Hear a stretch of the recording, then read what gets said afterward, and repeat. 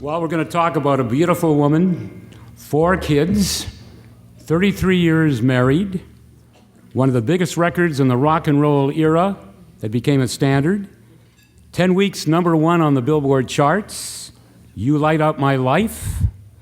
And here's a woman that was born into royalty and comes from royalty when you talk about the entertainment industry, when you talk about the music industry.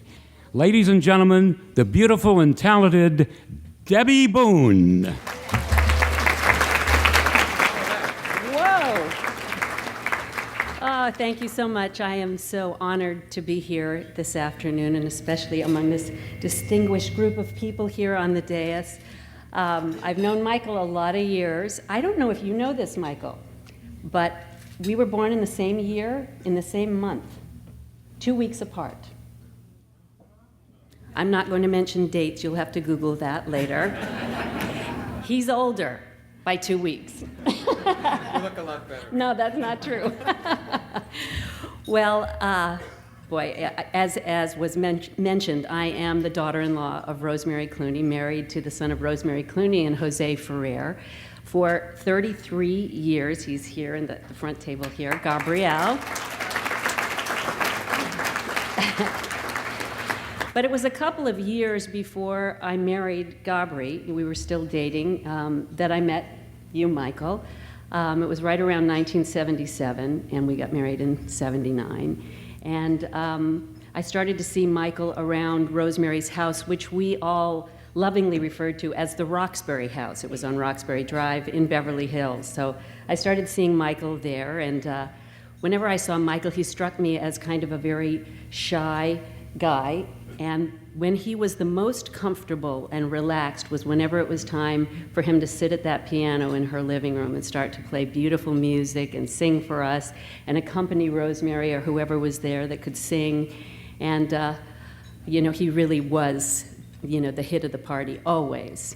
And he started showing up. He became a permanent fixture over there. And really, honestly, and I don't say this in any disingenuous way, part of the family, absolutely. Rosemary adored Michael, and she loved talking to him and learning from him about the songs she'd been singing all her life. Michael could tell her stories that she didn't know about why they were written. He introduced her many times to verses that were unknown by most people, and she ended up recording them and exposing other people, as Michael does.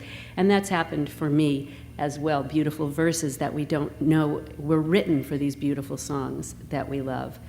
Well, Michael began playing at every gathering, every dinner, every party that took place at Rosemary's house, and most holidays you spent with us over there. And my husband will lovingly kid Michael and say, had we known back then how successful you were going to be, we would have been a lot nicer to you.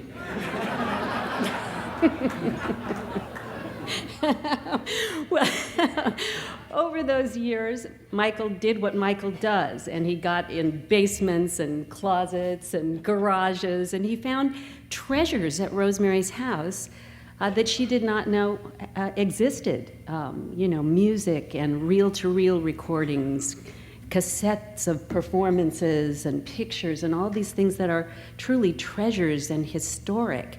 And she was grateful for that, and you helped her many times choose songs for those beautiful Concord recordings for 20 years' time. You were a big part of Rosemary's career, and of course, countless times you performed with her, and she loved that, and I was able to see that many times, you singing with Rosemary, and she truly loved you, and I know that you know that, and that you love her deeply, as do I, and we miss her so much.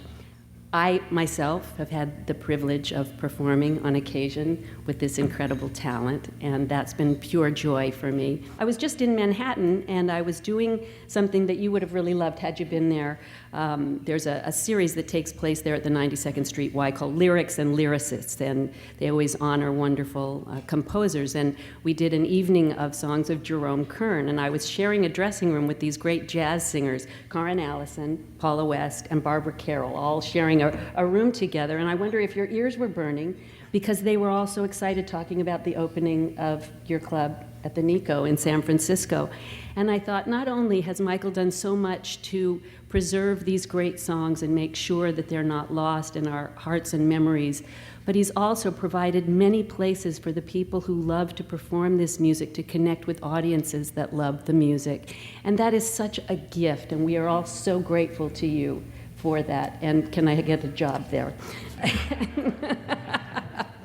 Okay, well, for 35 years we go back, Michael, and we've shared a lot of beautiful experiences and some difficult experiences, but who would have thought back in 1977 that way in the future, 2008, my husband would have become an Episcopal priest, number one, and number two, that he would stand there with Judge Judy and help to perform the marriage ceremony for you and Terrence. You are our family. You are family. We are inseparable. And we're so grateful, Michael. We love you. We love you. Well, the last thing I wanted to say is that beautiful Spanish house that we called the Roxbury House, which was right next door to Ira Gershwin's home and was the home where George Gershwin had lived prior to Rosemary, is long gone. It was torn down, ground to the dust, and replaced by, in my humble opinion, a gaudy monstrosity. But you can't destroy great songs. Well, I take that back. A lot of singers can destroy great songs. But no, I won't mention names, and they can't destroy them permanently. But you are so much a part of why that cannot happen to these great songs. We will not forget them. You won't let us. And I want you to know that whenever I think about you, I hear music, and I think about music, and particularly Gershwin songs. I think about watching you sing They Can't Take That Away From Me with Rosemary. And I always think of the lyrics to the song, Our Love Is Here to Stay. And it is. Michael, thank you.